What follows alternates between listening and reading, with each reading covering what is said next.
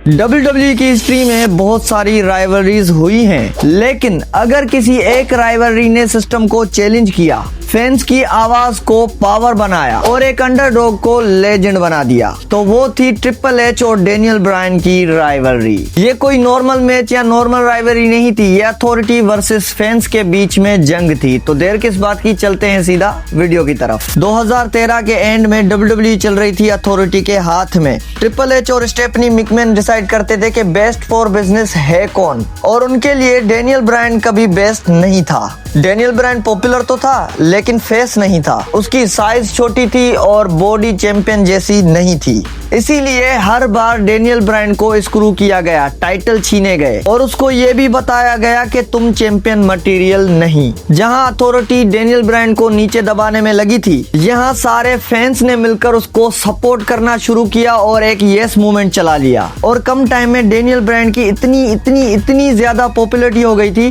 कि वो जब भी एरिना में आता था, सारे लोग चेंट करते थे यस यस करके। और ये चीज देखकर ट्रिपल एच टोटली फ्रस्ट्रेट हो गया था और ट्रिपल एच ने एक बात ठान ली थी, फैंस कुछ भी चाहें, डिसीजन हम लेंगे। रेसलमेनिया 30 से पहले ट्रिपल एच ने डेनियल ब्रायन के सामने एक कंडीशन रखी, अगर तुम मुझे हरा देते हो तो मेन इवेंट में तुम्हारा टाइटल शॉट होगा और मुझे हराने के बाद तुम्हें फिर से रैंडी ऑर्टन और बटिस्टा के साथ लड़ना पड़ेगा।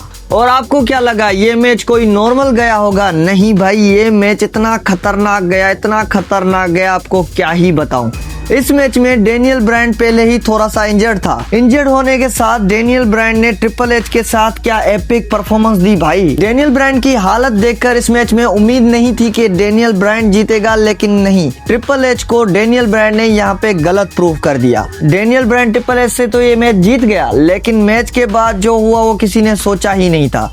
ट्रिपल एच ने डेनियल ब्रायन पे बुरी तरीके से अटैक कर दिया, मतलब मेन इवेंट मैच से पहले इतना बुरा अटैक। सब फैंस वहां पे उम्मीद हार गए कि भाई अब डेनियल ब्रायन मुश्किल ही जीतेगा, क्योंकि एक ही इवेंट में दो मैचेस करना, उसके बाद इतनी बुरी तरीके से अटैक किया गया हो, वो बंदा कैसे जीत सकता है। फिर आता है रेसलमेनिया 30 का main event, Daniel Bryan versus Batista versus Randy Orton के बीच में।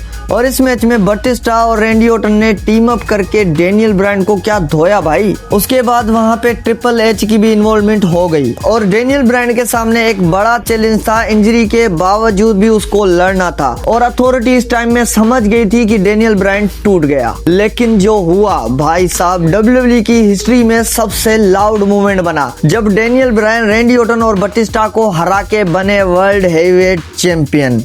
मतलब वो मोमेंट ऐसा था जहां पे पूरी क्राउड खड़े होकर डेनियल ब्रायन को सल्यूट कर रही थी और फाइनली फैंस को लगने लगा कि भाई डेनियल ब्रायन के साथ साथ हम जीत गए और अथॉरिटी हार गई।